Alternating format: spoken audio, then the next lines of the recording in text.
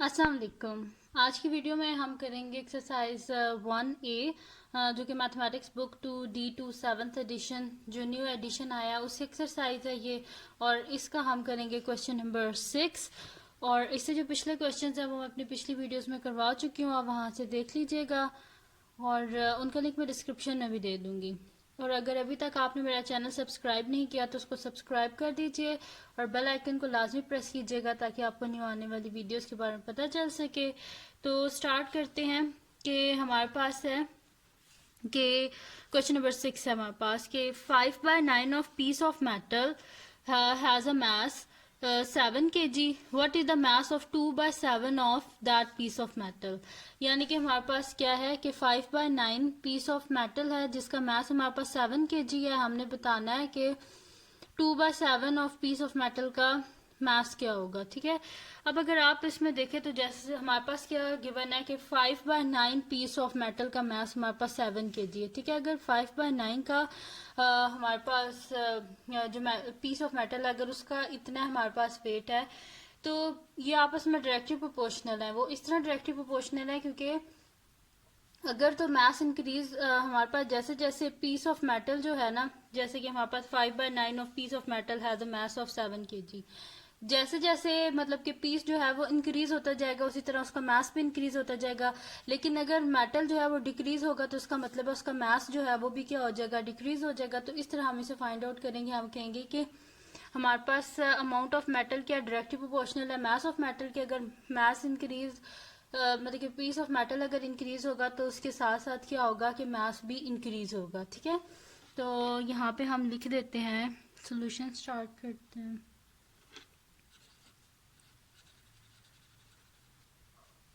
हम यहाँ पे लिख देते हैं कि the amount of metal is directly proportional to the mass of metal. ठीक है,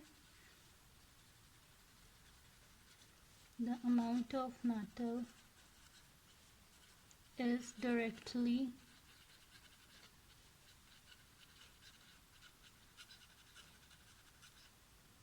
proportional to the mass of metal। ठीक है, ये हमने लिख दिया है कि अमाउंट ऑफ मेटल क्या है वो हमारे पास है डायरेक्टली प्रोपोर्शनल है मास ऑफ मेटल के। जैसे जैसे अमाउंट इंक्रीज होता जाएगा वैसे वैसे मास क्या होता जाएगा, इंक्रीज हो जाएगा। लेकिन अगर अमाउंट कम होगा तो उसी तरह मास भी होगा वो कम ही होगा। ठीक है, मतलब कि एक चीज के बढ़ने से दूसरी चीज बढ़ेगी और कम होने से दूसरी चीज कम होगी, ये चीज है। ठीक है, इसमें अब हमारे पास क्या है 5/9 piece of metal has mass हमारे पास कितना है 7 kg है। तो हम वही चीज यहाँ पे लिख देंगे कि 5/9 5/9 of piece of metal has मास कितना है, इसका हमारे पास मास 7 kg है। ठीक है, 5/9 of piece of metal has mass is equal to 7 kg।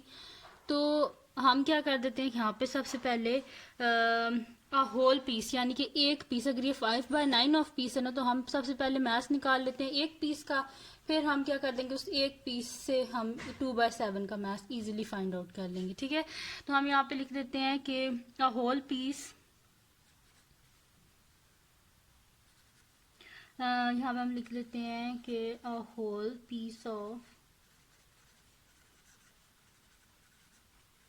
Metal has mass. ये यहाँ पे मल्टीप्लाई हो रहा है ना तो हम क्या कर देंगे, होल पीस है तो ये इधर आके यानी कि डिवाइड हो जाएगा। हमारे पास क्या हो जाएगा 7/5/9 kg। ठीक है, एक होल पीस का मास क्या हो जाएगा हमारे पास 7/5/9 kg। ठीक है, वो इस तरह हुआ है कि यहाँ पे ये मल्टीप्लाई हो रहा है तो हमने एक होल का निकालना है ना मास, तो हमने क्या कर दिया है इसको डिवाइड कर दिया। तो ये हमारे पास क्या आ गया 7/5/9। ठीक है, अब इसके बाद हमने नेक्स्ट क्या करना है कि हमें कितने का चाहिए 2/7 का चाहिए ना। तो हम क्या कर देते हैं कि हम यहाँ पे लिख देते हैं 2/7 of piece of metal has मास, तो उसको यहाँ पे मल्टीप्लाई कर देंगे। ठीक है, तो यहाँ पे हम लिख देते हैं 2/7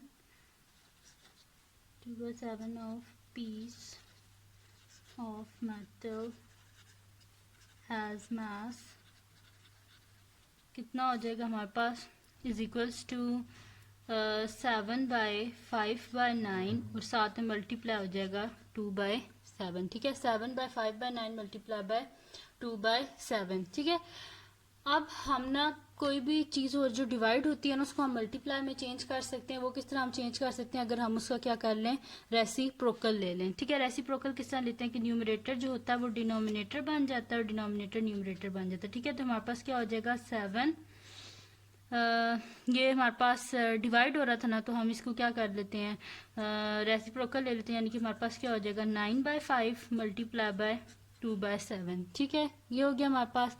अब इसकी जो कटिंग हो रही है वो हम कर लेते हैं, जैसे कि ये दोनों आपस में 7 और 7 कट गए, 9 2 18/5। ठीक है, ये आ गया हमारे पास, यानी कि 2/7 पीस ऑफ मेटल का मास कितना है हमारे पास 18/5 kg। ठीक है, अब इसमें क्या है हमारे पास कि जो न्यूमरेटर है वो डिनोमिनेटर से बड़ा है, तो कभी भी हमारे पास जो फ्रैक्शन होती है ना उसमें क्या होता है कि न्यूमरेटर डिनोमिनेटर से बड़ा नहीं होना चाहिए। ठीक है, तो हम क्या कर लेते हैं, इसको डिवाइड कर लेते हैं, यहाँ पे 18 को अंदर रख लेते हैं और 5 को बाय 5 3 ज़ा 15 और 3 हमारे पास रिमाइंडर आ गया, इसको लिख लेते हैं तो हमारे पास हो जाएगा 3/5 साथ में kg। ठीक है, यह आ गया हमारे पास इसका सोल्यूशन कि जिसमें हमने फाइंड आउट करना था कि 2/7 ऑफ पीस ऑफ मेटल जो है उसका मास कितना है, तो वो हमने फाइंड आउट कर लिया। उसका मास है हमारे पास 3/5 kg। ठीक है, किया क्या है, गिवन हमारे पास था 5/9 पीस ऑफ मेटल का मास कितना है हमारे पास 7 kg है। हमने एक होल पीस ऑफ मेटल का मास सबसे पहले फाइंड आउट कर लिया। ठीक है, वो हमने किस तरह फाइंड आउट किया है कि हमने जो मास था ना उसको हमने डिवाइड कर दिया है 5/9 से। ठीक है, ताकि हमारे पास पहले होल का आ जाए। ठीक है, फिर जब हमारे पास होल का आ गया, यानी कि ये एक होल पीस जो है उसका ये मास है। ठीक है, तो 2/7 ऑफ पीस ऑफ मेटल का मास हमने इस तरह फाइंड आउट किया है कि हमने ये जो हमारे पास फ्रैक्शन थी इसको हमने मल्टीप्लाई कर दिया है इस 2/7 से। ठीक है, फिर हमारे पास क्या था, यहाँ पे हमारे पास क्या आ रहा था 5/9 आ रहा था डिनोमिनेटर में, तो हमने क्या कर दिया कि कभी भी कोई चीज़ हो ना डिवाइड हो रही हो तो उसे हम मल्टीप्लाई में चेंज कर सकते हैं अगर हम उसका रेसिप्रोकल ले लें। रेसिप्रोकल किस तरह लेते हैं कि न्यूमरेटर डिनोमिनेटर में आ जाता है और डिनोमिनेटर न्यूमरेटर में चला जाता है, और ये जो थी फ्रैक्शन ये साथ में एज इट इज क्रॉस में कटिंग हो रही थी, 7 और 7 इनको काट दिया, 9 2 18 एंड 5 नीचे एज इट इज। ठीक है, तो जब इनको, क्योंकि ये हमारे पास प्रॉपर फ्रैक्शन नहीं थी क्योंकि इसमें न्यूमरेटर जो है डिनोमिनेटर से बड़ा है, तो हमने क्या कर दिया, डिवाइड कर दिया, तो हमारे पास ये मिक्स फ्रैक्शन आ गई। ठीक है, और ये इसका आंसर है 2/7 ऑफ पीस ऑफ मेटल का मास है ये। ठीक है, अब हम करते हैं इसका नेक्स्ट क्वेश्चन जो कि हमारे पास है क्वेश्चन नंबर 7। ठीक है,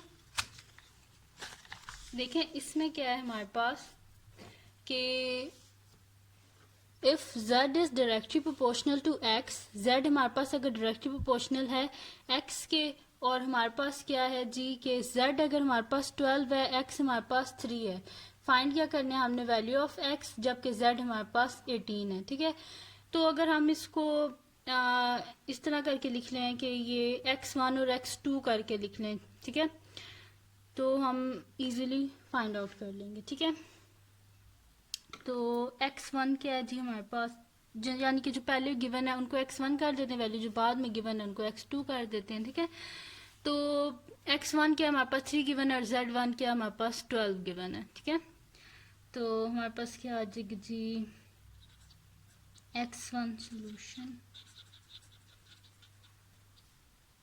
x1 हमारे पास है जी 3 और z1 है हमारे पास 12, x2 यानी कि ये जो है ना इसको x2 कर लेते हैं, तो x2 हमारे पास नहीं है, इसकी जगह हम क्या लिख देते हैं कि इज इक्वल्स टू हमारे पास क्या है ये x है, क्योंकि हमें पता नहीं है ना कि ये क्या है हमारे पास, तो हम इसको, क्योंकि हमने इसको फाइंड आउट करना है, हम इसकी जगह x कर देते हैं।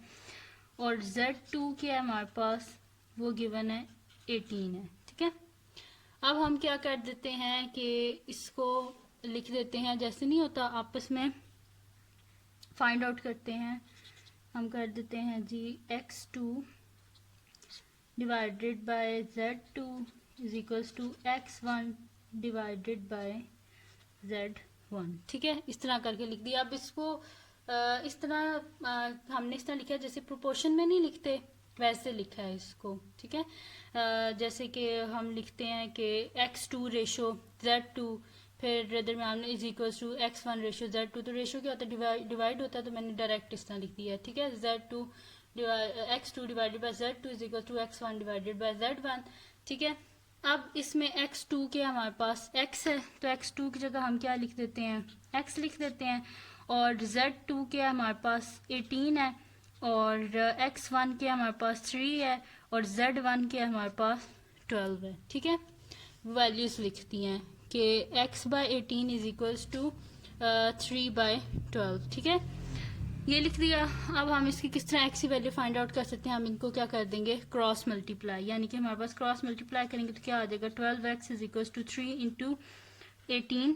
ठीक है, तो 3 को 18 से हम मल्टीप्लाई करते हैं, 3 इंटू 18 सॉरी 18 हमारे पास आ रहा है 54, यानी कि 12x इज इक्वल्स टू 54।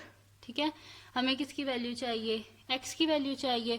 तो x की वैल्यू हम किस तरह फाइंड आउट कर सकते हैं कि अगर हम क्या करें कि 12 को बोथ साइड पे डिवाइड कर दें। ठीक है, तो डिवाइडेड बाय 12 कर देते हैं, यहाँ पे भी डिवाइडेड बाय 12, 12 और 12 कैंसिल आउट हो गए, हमारे पास क्या आ गया, x इज इक्वल्स टू 54 को डिवाइड करते हैं हम 12 से, तो हमारे पास आंसर आ रहा है जी 4.5, यानी कि हमने फाइंड आउट कर लिया है x की वैल्यू की हमारे पास 4.5। ठीक है, फाइंड आउट कर ली हमने जो वैल्यू फाइंड करनी थी। ठीक है, तो ये थी जी आज की वीडियो। अगर आपको पसंद आई हो तो इसको लाइक कीजिएगा, मेरे चैनल को सब्सक्राइब कीजिएगा और बेल आइकन को लाजमी प्रेस कीजिएगा ताकि आपको न्यू आने वाली वीडियोस के बारे में पता चल सके। और अगर इस वीडियो में आपको कुछ ना समझ आया तो आप कमेंट सेक्शन में बताइएगा, मैं आपको समझा दूंगी। और अगर आपने कोई और मेरे से एक्सरसाइज सॉल्व करवानी हो तो वो भी आप कमेंट सेक्शन में बता दीजिएगा, मैं सॉल्व कर दूंगी। और दुआओं में याद रखिएगा। अल्लाह हाफिज़।